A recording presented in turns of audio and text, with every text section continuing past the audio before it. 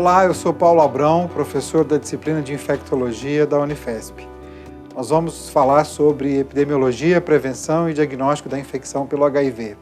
A UNAIDS tem dados de 2017 mostrando que no mundo cerca de 36 milhões de pessoas vivem com HIV. E a cada ano, o número de novos casos ainda continua bastante elevado. No ano de 2017 foram 1.800.000 novos casos com essa infecção. No Brasil, cerca de 1 milhão de pessoas vivem com a infecção pelo HIV, sendo que nós temos cerca de 780.000 diagnosticados até o momento. Aproximadamente 40.000 novos casos ao ano são notificados ao Ministério da Saúde. Isso é bastante elevado. Em torno de 12.000 óbitos anuais são detectados no Brasil. Isso preocupa muito em termos de saúde pública, grande mortalidade e grande morbidade. A epidemia pela infecção pelo HIV é uma epidemia concentrada. Ela está, no Brasil, muito relacionada com populações específicas, como homens que fazem sexo com homens ou gays, pessoas trans, usuários de drogas ilícitas, dentre outros. Quando nós comparamos essas populações com a prevalência na população geral, nós observamos que na população geral a prevalência da infecção pelo HIV é de 0,4% e nessas populações de maior vulnerabilidade, essa prevalência ela é muitas vezes maior, como se pode ver nesse diapositivo. As populações que nós consideramos, então, chaves dentro da epidemiologia da infecção pelo HIV no Brasil são os trabalhadores e trabalhadoras do sexo, os gays e homens que fazem sexo com homens, pessoas privadas de liberdade, pessoas trans, homens trans ou mulheres trans, e pessoas que usam álcool ou drogas. Essas populações elas são de alta vulnerabilidade e, portanto, onde a infecção pode acontecer mais frequentemente e são grupos alvos de ações de prevenção e de detecção diagnóstica e também de tratamento o mais precoce possível. Além das populações chaves, nós temos populações prioritárias. As populações prioritárias, elas têm condições sociais bastante desfavoráveis que também as tornam vulneráveis à infecção pelo HIV. Então, nesse quesito, nós chamamos a atenção para os jovens, onde a epidemia mais cresce nos últimos anos, principalmente dos 20 aos 35 anos, populações negras, indígenas e pessoas em situação de rua. Então, são grupos populacionais com também alta vulnerabilidade à infecção pelo HIV. Do ponto de vista da prevenção, o que o Ministério da Saúde atualmente preconiza é uma combinação de ações. Além de aconselharmos o uso do preservativo masculino, feminino, o uso de gel lubrificante nas relações sexuais, a testagem para a infecção pelo HIV e ISTs e hepatites virais em grupos, como eu acabei de citar, altamente vulneráveis. Recomenda-se também estratégias relacionadas ao uso de antirretrovirais, que são medicamentos capazes de inibir a replicação do HIV. Então, a indicação universal do tratamento, hoje ela já é muito clara, e a indicação de tratamento para todas as pessoas também proporciona a prevenção da infecção de novas pessoas. Aquelas pessoas que estão adequadamente tratadas têm cargas virais indetectáveis por não haver replicação do HIV e, portanto, elas não transmitem o vírus. Além disso, é possível executar a profilaxia pré-exposição, também com antirretrovirais. É possível realizar a profilaxia pós-exposição, também com esses mesmos medicamentos, e também chamamos a atenção para a importância do diagnóstico e tratamento das infecções sexualmente transmissíveis. O tratamento dessas infecções reduz a transmissão do HIV. A prevenção da transmissão vertical, que hoje é extremamente importante no nosso meio, e a redução de danos, principalmente no que tange à dependência química. Infelizmente, vacinas profiláticas contra a infecção pelo HIV ainda estão em fases preliminares de estudos. não estarão disponíveis nos próximos anos. Sendo assim, nós temos que focar nas estratégias de prevenção atualmente disponíveis.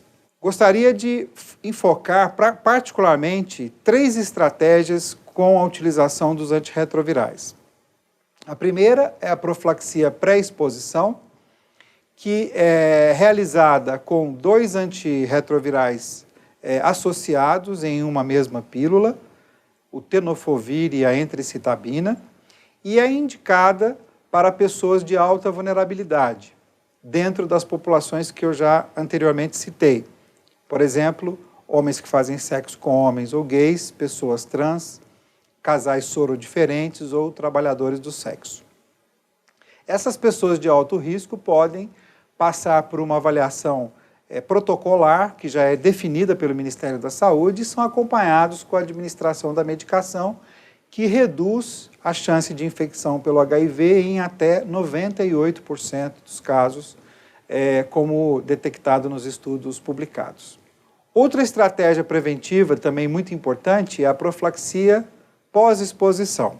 Desde 1999, nós fazemos a profilaxia pós-exposição à infecção pelo HIV. Isso era feito inicialmente apenas em profissionais de saúde, em acidentes com material biológico potencialmente contaminado. E mais recentemente existe a estratégia de se ampliar a profilaxia pós-exposição para também exposição sexual, seja a exposição sexual consentida ou não consentida, no caso, a violência sexual. Então, todos os indivíduos que forem expostos a esse risco, eles podem receber uma associação tripla de antirretrovirais, lamivudina, tenofovir e dolutegravir, idealmente até 72 horas do acidente ou da exposição, e quanto antes, melhor, porque é maior a chance de prevenção dessa infecção, e vão receber essa medicação por 28 dias. Esse modo de prevenção é capaz de reduzir a infecção pelo HIV em até 80% dos casos. O tratamento de todas as pessoas que vivem com HIV com antirretrovirais também é prevenção. Então, a estratégia que é preconizada hoje é o tratamento como prevenção.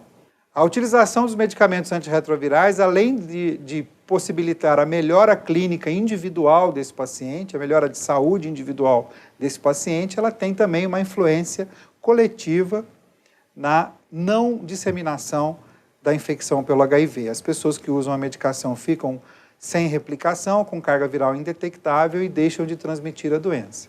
Estudos recentemente publicados com grande exposição sexual sem preservativos entre parceiros, homens que fazem sexo com homens, sendo um deles portador do HIV e o outro não, mostraram que quando esse indivíduo que é portador da infecção pelo HIV tem um tratamento eficiente com antirretrovirais e está com carga viral indetectável, ele não transmite o vírus para o indivíduo que não tem a infecção. Então, com milhares de exposições, esses estudos são muito extensos, vários já foram publicados, nenhuma transmissão da infecção pelo HIV em pessoas que estão com carga viral indetectável. As condições de indetectável igual a intransmissível, que a gente chama de I igual a I, elas são que o indivíduo ele deve ter uma adesão muito boa ao tratamento antirretroviral, deve fazer a sua monitoração da carga viral regularmente, e essa carga viral ela deve estar indetectável por pelo menos 6 meses. Nessa condição, esse indivíduo não transmite a doença. Portanto, quanto mais pessoas nós detectarmos com a doença e tratarmos corretamente, mais nós vamos melhorar a situação individual dessa pessoa e mais a gente vai conseguir evitar novas infecções. No Brasil, nós seguimos as metas da Organização Mundial de Saúde, que preconizam a detecção de pelo menos 90% das pessoas infectadas por testes laboratoriais. Dessas pessoas, pelo menos 90% devem estar em tratamento antirretroviral. Das que estão em tratamento antirretroviral, pelo menos 90% devem estar com carga viral indetectável, ou seja, tratamento totalmente eficiente.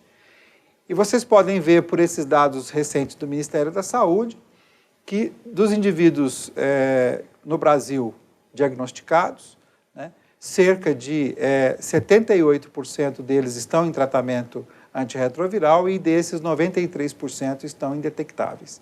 Ainda temos um grande desafio pela frente para detectar mais pessoas, tratar essas pessoas o mais rápido possível e torná-las indetectáveis para que haja melhora individual e coletiva. Esses dados de prevenção, essas formas de prevenção que eu acabei de mostrar, já aplicadas em outros locais no mundo, como por exemplo no Reino Unido, mostram já uma redução significativa da incidência de infecções pelo HIV e também uma redução significativa da incidência de infecções sexualmente transmissíveis. Em relação ao diagnóstico da infecção pelo HIV, nós sabemos que basicamente a história natural dessa infecção nos mostra 4 fases. A fase aguda, síndrome retroviral aguda, uma fase de silêncio clínico, mas aonde existe ainda a patogênese plena da infecção pelo HIV, aparecimento de sintomas constitucionais e à medida que há uma perda da imunidade com o decréscimo do número de células CD4, aparecem as doenças definidoras de AIDS, que são infecções oportunistas graves ou neoplasias malignas. Classicamente, nós temos a categorização pelo CDC de Atlanta em categorias A, B e C. A categoria A seriam indivíduos assintomáticos ou na fase aguda de infecção ou, no máximo, com uma linfadenopatia. Na categoria B, nós temos pessoas apenas com sintomas constitucionais, mas também com algumas já infecções não graves, como herpes zoster, candidíase exclusivamente oral. E na categoria C nós temos as doenças graves, as doenças definidoras de AIDS, como eu comentei, várias das infecções oportunistas, como tuberculose disseminada, pneumocistose, criptococose do sistema nervoso central e outras neoplasias malignas também definidoras de AIDS, como sarcoma de Kaposi e alguns linfomas. No caso da infecção retroviral aguda, nós temos uma síndrome. Em 30% dos indivíduos, nós temos uma síndrome semelhante à mononucleose infecciosa. Infelizmente, a maioria dos indivíduos são assintomáticos e, portanto, essa fase aguda ela pode passar sem que o indivíduo consulte o serviço de saúde, sem que seja feito o diagnóstico precoce. Mas 30% deles têm uma síndrome semelhante à mononucleose infecciosa, com alterações que podem ser neurológicas, alterações cutâneas, mucosas, linfadenopatia, hepatosplenomegalia, febre, eventualmente mialgia importante. E aqui algumas imagens para demonstrar esses achados clínicos, né? Aqui são úlceras orais, uma faringite grave, numa síndrome retroviral aguda. O exantema, que pode acontecer além das lesões orais, né? Esse exantema pode ser bastante extenso.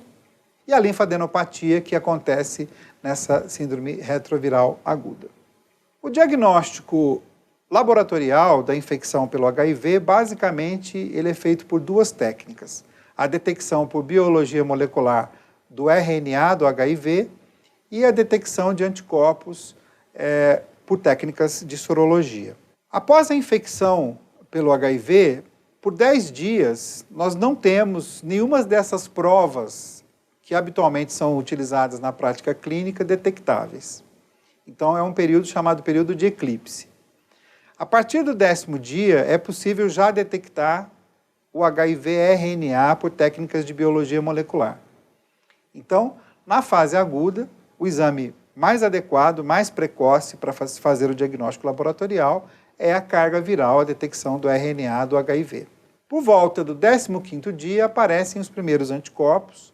Então, os testes de 4ª geração, que já detectam anti-glicoproteína 120 e detectam a P24, o antígeno P24, já são capazes também de fazer esse diagnóstico.